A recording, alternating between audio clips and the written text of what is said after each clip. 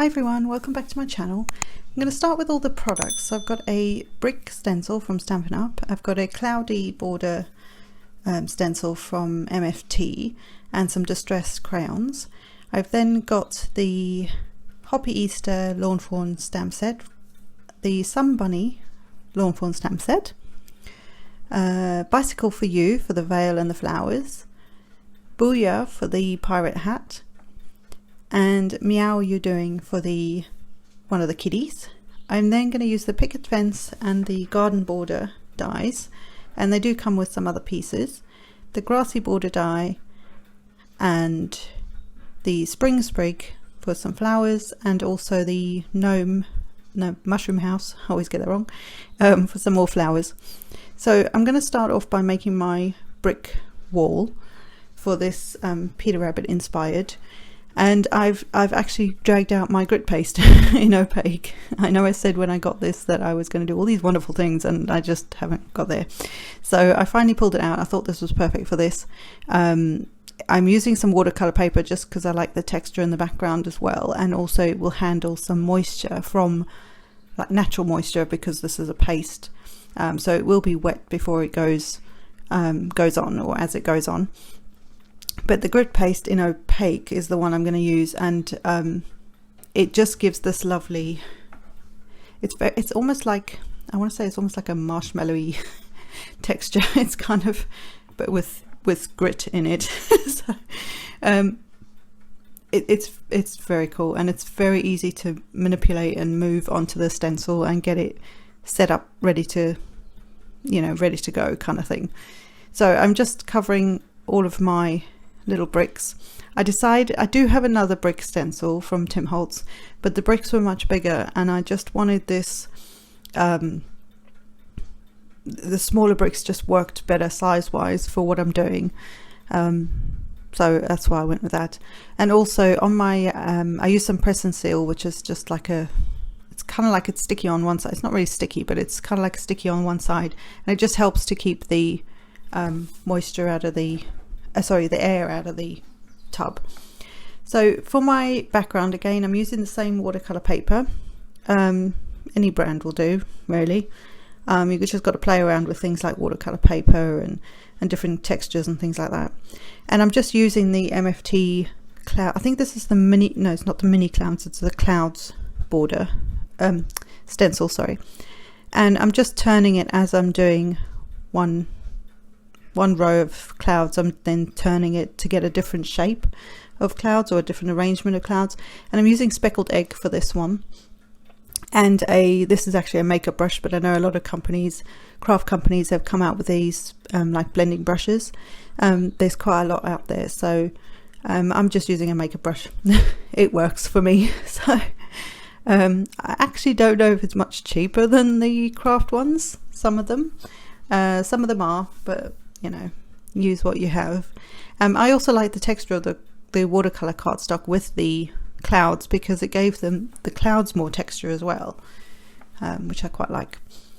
So for my grassy border, I've pre-cut all these pieces just because time and all that, and I'm using Rustic Wilderness. Again, this is another, like the speckled eggs, another newer color to the distress line, and I just edged the grass with it, just to give it some dimension and just make it stand out a bit, and just a bit of depth, really. That's the main thing. At this point I wasn't sure whether I was going to use both pieces because I didn't think it was going to fit. I'm going to do an A2 size card, so it's a standard size card, but I just don't know whether at this point whether it's all going to fit on there. So now I've got my my garden border, and I'm just using some walnut stain ink along the edges, just to highlight those edges, those little half like circle things on the in the mud, if you like. They're actually die cut, so you can stick things in there like the which I'll show you in a minute, like the carrots and all the vegetables, that's the word. But I'll show you that in a second. So the next thing I'm going to do is get all my stamping done, and I'm just using this is a Stamp Perfect. It's just a stamp positioner tool. This one I just dragged this one out. I do have the bigger one for Tim Holtz, but this one size wise just worked fine for the number of images I had. You can easily just use a stamp and a block, an acrylic block. It works just fine. I just find this easier when I've got a whole bunch of them I want to stamp, and also then colour. I just want to stamp them all at the same time to get them done, although in this case there's only 3 of them, so it's not the end of the world if I'd done that one by one. But sometimes you might have quite a few that you want to stamp out, so something like a positioner is quite a good thing. I've seen people make them, you know, so obviously it's for home use, so it's you know, they're not, I don't think, breaking any rules or anything because they're just using it at home, but I've seen people make them. You know, use what you have. So just finishing up the first part of the stamping, and then I'm going to get the veil and the flowers from Bicycle for You.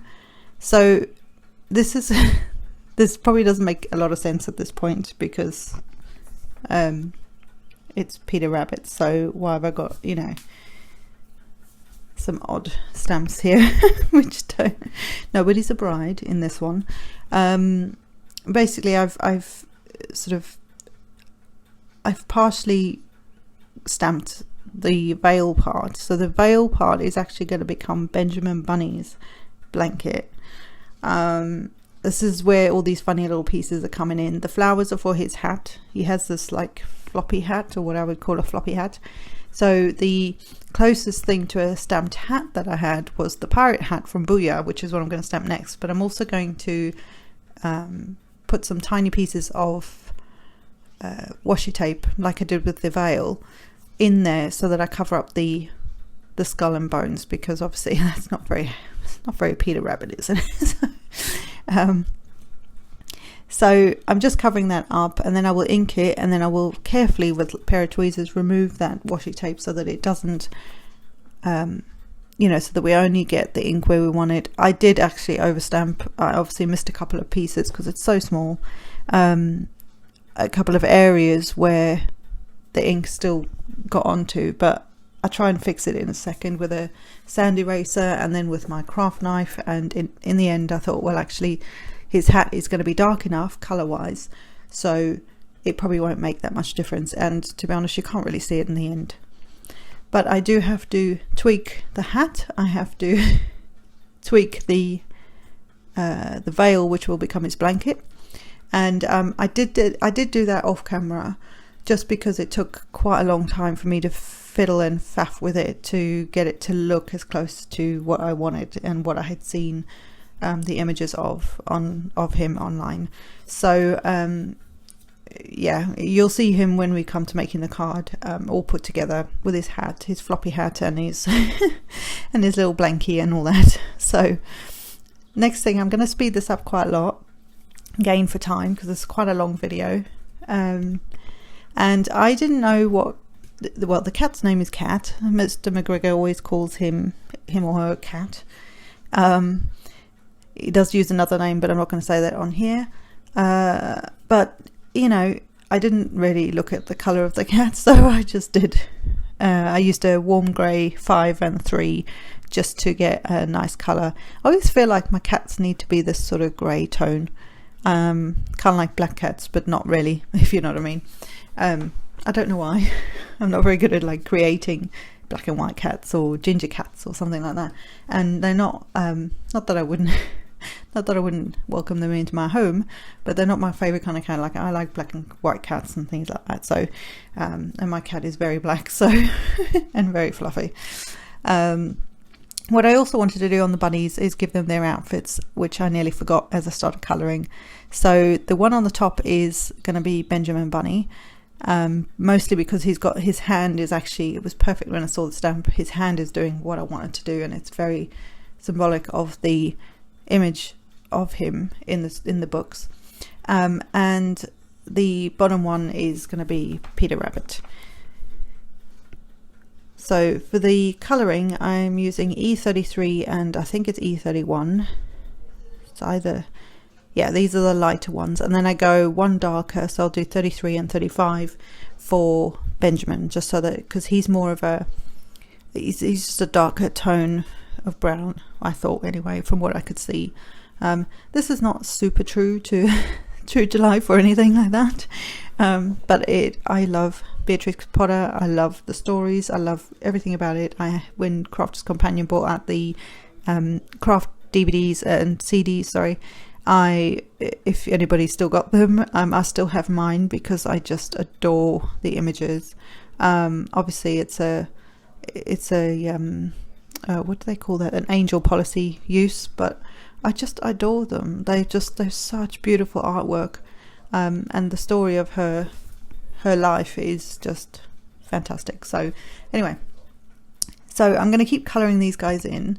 For the flowers and the blankie, I guess, for Benjamin, it was kind of like this reddy pink kind of colour, so I went with a more red tone. It works really well in the end, and yes, I colour the whole thing now, but it lands up being a lot smaller because basically the veil at this point is the same size as the bunny, so that wasn't going to work. And their hat is this sort of like a teal kind of colour, from what I could see, again just referencing online, to just get an idea of the colours for this particular thing that I'm doing. So just getting those colours on there, and then I will also, I totally forgot that I remembered then to make the outfits, and then I forgot to colour them in, didn't I? So I went back, I did a sort of blue, which I nearly messed up because the colours are quite far apart, but I wanted like a sort of denim-y kind of blue for Peter, because that's kind of how I envisage his little blue, he's got a little blue jacket on, doesn't he? And then Benjamin does have like a brownie tone jacket, so I tried to go with that as well for his jacket. So I tried to get the colours as close to what I thought were going to work. So back to the brick wall. Now it's dry, and I pre-cut that piece of cardstock so that I knew what size I needed. I'm taking some vintage photo distress crayons. Now these are new to me, but I watched a video, and if you are quick enough, if you rub the, put some of the distress crayon on and then rub it, it'll still be wet, and you can actually manipulate and move it around, and look at it. I have a brick wall just like that. I have the neutrals pack because I thought it would be the most useful, but I think if you had like a red tone or one of the red even fired brick, maybe you could mix between the browns and the reds and get more of a brick color. But I just thought this was fantastic. I was so excited when this happened because I'm like a child. But look, real bricks, and because I used the grit paste, they feel like bricks, like that texture that you get from bricks. It's so clever. So I was really chuffed with that. So I got my brick wall, and then clean up. If you just use a baby wipe real quick on your fingers while it's still sort of wet, you'll be fine. So again, I've sped this up a bit, and I'm just going to try and find like where to put everything. Some of this will need to be trimmed down, some of it will need to be like moved around so that it fits better, and I just marked up where I wanted to put the start of my brick wall, because one, I needed the cat to be like sitting on top of the wall, so I wanted her or him on that wall. I didn't want to I wanted them to fit on there. And then the second thing was, obviously I didn't want to lose all my sky that I'd done with all clouds, because it just looks so pretty, and in real life the texture on the cardstock just makes it look so nice, like real textury clouds, if that makes any sense. So I've got my brick wall on there, and then what I'm going to do is I'm going to put some tape behind the garden border at least. Obviously I didn't think about it too well, because some of these little veggies won't stick, and I'll have to finagle that in a bit, just because the tape is too far down from where they sit. But I'm just going in, and I've got my carrots. These are in the same die set as the garden border, and I'm just popping them in. Now I think the reddish one is meant to be like a radish, but I decided it was beetroot. I don't know why, but the colour just worked really well for beetroot, so that's what I decided it was. But you obviously, the carrot is a carrot, but the other thing you can probably manipulate, and you could do a few different types in that shape of veg. So with the carrots, I just decided to get some glue on the edge for those middle ones, because they weren't going to quite sit where they were supposed to with the tape. I'd put it too far down. And then I'm going to add some more tape. Got to say, I'm quite impressed with this tape. It was cheap tape from Amazon, and it's super sticky, it's acid free, and there's a variety of different sizes in there, and I'm really quite impressed. But like, it's real sticky. It's like lawn fawn sticky. It's like really cool. I do have my lawn fawn stuff, but I kind of hoard it anyway. So I knew the length of that particular piece, so I knew it was going to fit right at the bottom, like so, like it has for the garden garden border. So the one with the veggies in it. And now I'm just trying to decide where to put the fence panel. Now I went back and forth on this, and I in the end decided that it was probably going to look like one of those little, you know, those teeny tiny picket fence things that you have around your herb gardens or around your, it's very English, I think, to do this. And in fact, we have like a wire version of it, which doesn't sound very nice when I say it out loud, but like a sort of, it's not wrought iron, but it's like a wire version of that sort of thing around our our lavender patch in the front. And it's just, I just thought that rather than a whole picket fence, like full-size picket fence, made more sense with a veggie garden. So that's why I decided in the end to actually use both pieces of grass that I wasn't sure about. I decided to use both because it added to that, it gave me that spacing that I needed for that short picket fence look. If that makes any sense. The other thing I should have done is I popped up the first layer of grass. I should have actually popped up the second one, because you'll see I'll have to finagle like crazy to get stuff behind it. It's just because there's so many little spiky bits of grass sticking up that it's just more, it will fit behind there, but it's more difficult to get in there. So I should have actually raised that front piece up on some foam as well. But yeah. And then I have the spring sprigs, which, yes, I have put flowers on them, but honestly they actually remind me of brambles. Now if anybody's encountered brambles, they are painful. When they grip you, they are painful, and we seem to have quite a lot of that around here. So but it's very English. Brambles to me sings English, so English garden and English, you know, meadows and things like that. So I kind of feel like the spring sprig has that look, obviously not with the flowers on it, but with, if it's on its own, it looks very much and reminds me that, like, you could get it to look like brambles in a sense anyway. so I have put those spring sprigs in the sort of in front of the fence, and then I'm going to add I nearly called him Harry. He's not Harry at all, Peter. And this is where I fiddle and faff with the grass, and I was getting irritated really, because I was like, come on, just let me do this. But it works out fine in the end. And he's just stuck flat behind there. And then here's my Benjamin Bunny. Can you see how his little hat and his little blankie worked out? I did have to, like I say, I did have to fiddle and faff with it quite a bit, but I eventually got it looking somewhat like it's supposed to. So it's not perfect, but it's a what's the word? It's a homage. I'm paying homage to them. Shall we say that? I don't know if I can say that, but anyway. And then I've got these tiny little flowers from the Mushroom House die set, and I actually used some of the spring sprig flowers on them as well. Sort of mixed the flowers amongst both, and so there's some little tulips and they look like little daisy type flowers. And I'm just trying to group them in certain areas. For me, and this is very full, but for me it looks very much like what I would imagine in an English garden. An English garden has lots of flowers, lots of greenery. It's just full, you know, and the original idea was that I'd have this full garden and then have like a cottage in the background or something. And then I suddenly thought, Peter Rabbit. What gets more English than Peter Rabbit? I don't know if there is anything, but you know what I mean. So I adored it. I just thought it worked out so well. And then as a last couple of things, I'm going to add once that's all dry, I'm going to add in my sentiment and some butterflies. And the sentiment says, every bunny needs a friend like you. And I think that's, especially at the moment, we all need good friends. They're hard to come by. So when you find them, don't let them go, man. Yeah, so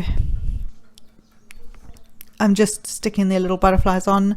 I felt like the sky needed a little something, and this little butterfly also comes from the mushroom house the mushroom house dies.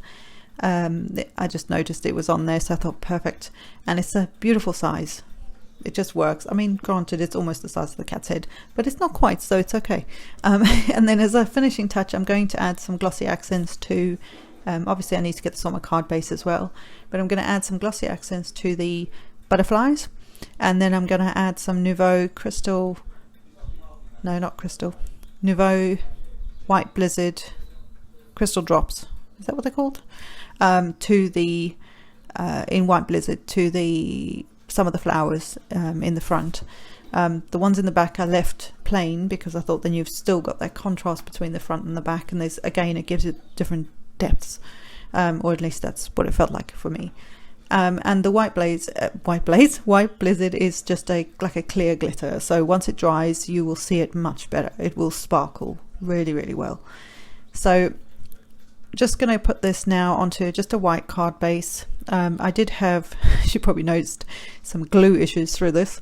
For some reason this thing keeps blocking and it's driving me mad, but it was super cheap, and it's a good glue, so I won't give up on it. But yeah, it was driving me insane this whole video.